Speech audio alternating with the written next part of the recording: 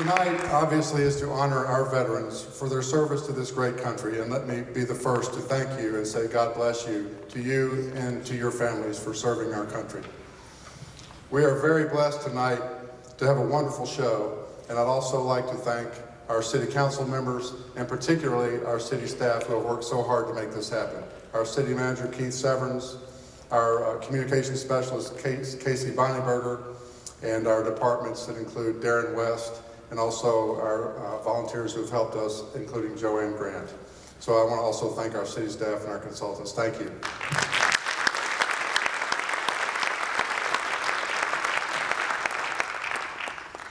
This is our first opportunity to host our community here in this new auditorium, and we're very proud to welcome you to enjoy the event tonight. It is certainly going to be something that you will remember and something that we look forward to doing every year. It's now my honor to introduce Yamaha performing artist Jeff Rupert, our host for tonight. Jeff is the Director of Jazz Studies at UCF and founder of Flying Horse Records. He has performed at Carnegie Hall, Lincoln Center, and the Tokyo Forum, among others. He founded the Jazz Performers, whose latest recording, Do That Again, charted for 20 weeks, reaching number 6 on Jazz Week. Ladies and gentlemen, Jeff Rupert and the Orlando Philharmonic Jazz Orchestra.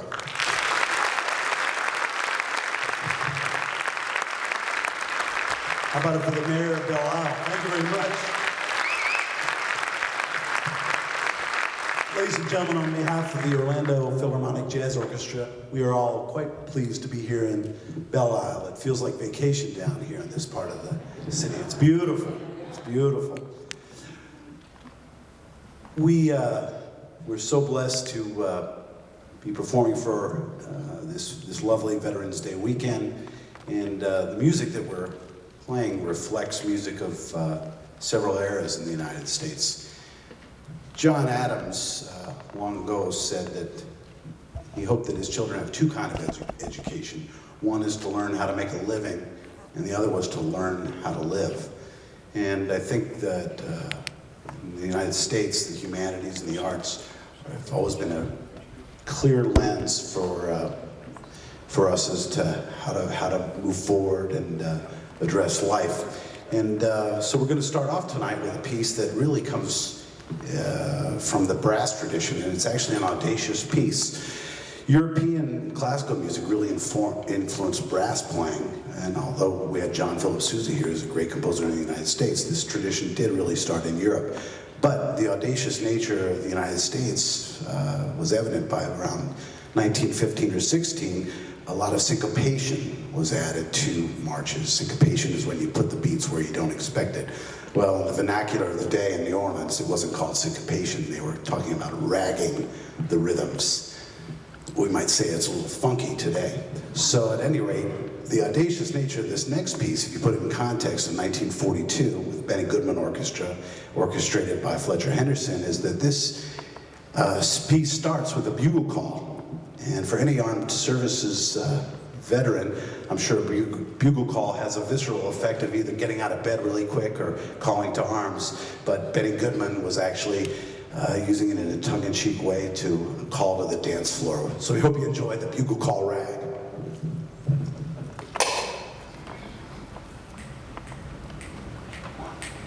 1, 2, 3.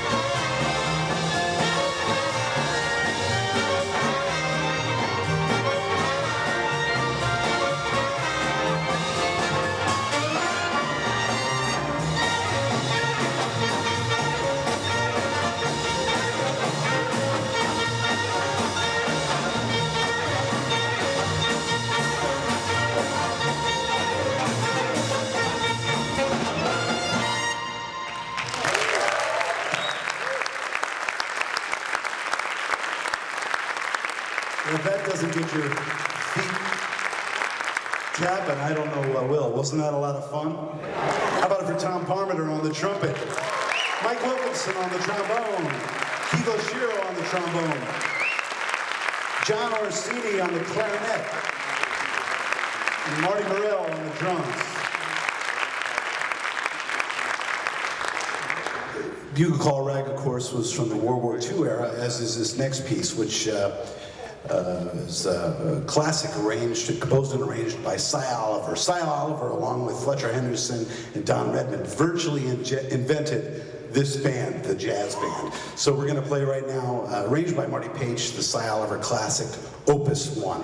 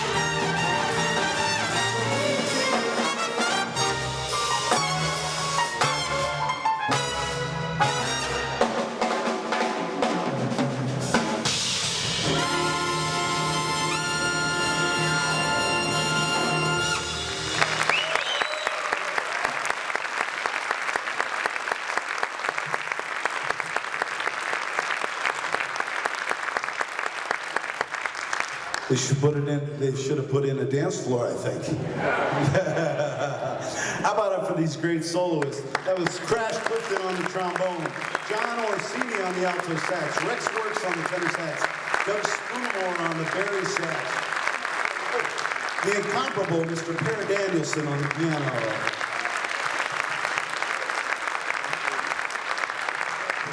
You know, the beautiful thing about jazz is that it's a soloist art form. It's social music. It embodies the American spirit. It's all about the individual, but at the same time, it's about the group. So if there wasn't solos happening, it really wouldn't be jazz. The rhythm makes it jazz, but also the idea of a group improvisation. So that's central to what we're doing. And it really embodies, as I said, the American experience. I know we might take it for granted here in the States, but we're free thinkers here. You go around the world and people don't have the same kind of mantra that we do here in the United States. We're very quick to say, let's go to plan B, that we can improvise, and that is embodied in this music as well. In 1945, there was a big hit for the Les Brown Band, and it was a #1 hit for the singer on this. I think the singer was Diane Shore? Dinah Shore. Dinah Shore. Too many Dianes. Yeah. At any rate, please welcome to the stage a fantastic singer, Connie Brink, to sing Sentimental Journey. Where's Connie?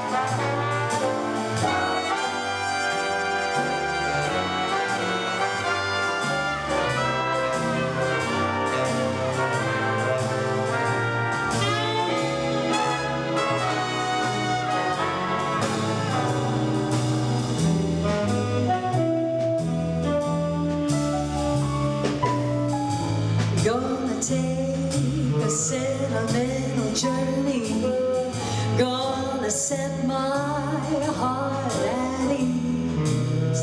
I'm gonna make a sentimental journey to renew old memories. Got my bag, I got my reservation. Spend each dime I could afford, like a child in wild anticipation. I long to hear that all aboard. 7, that's the time we leave that 7. I'll be waiting up for heaven, counting every mile of railroad track that takes me back. Never thought my heart could be so yearning. Why did I decide to roam? I'm gonna make a sentimental journey, sentimental journey home, sentimental journey.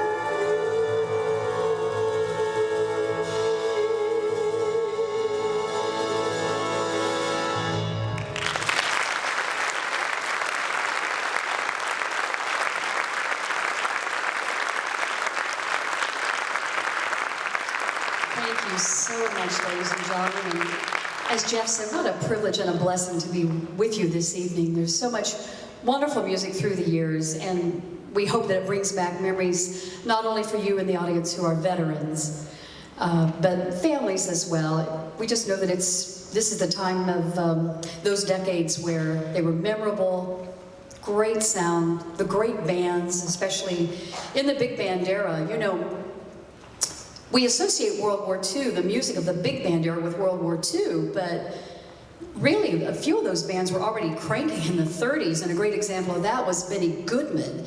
And we really would like to take a moment to recreate a moment. It was, you know, kind of a seminal moment for big band orchestras, where the Goodman Orchestra played in Carnegie Hall, 1938. He had a singer with him that time.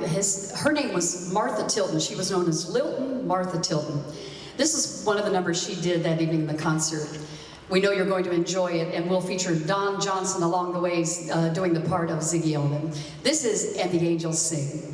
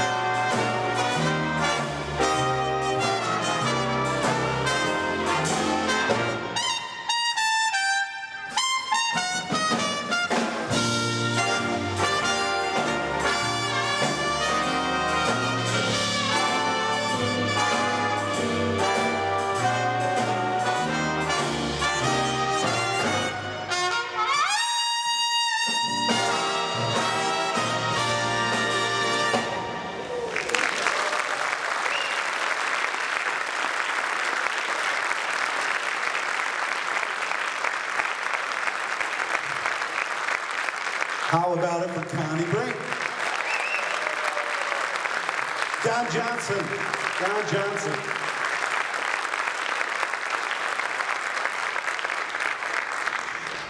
You know, I used to tour with Maynard Ferguson. He always used to talk about Ziggy Elman. That was one of his heroes. But I bet Ziggy wish he had a name like Don Johnson. What's next? Oh, yeah.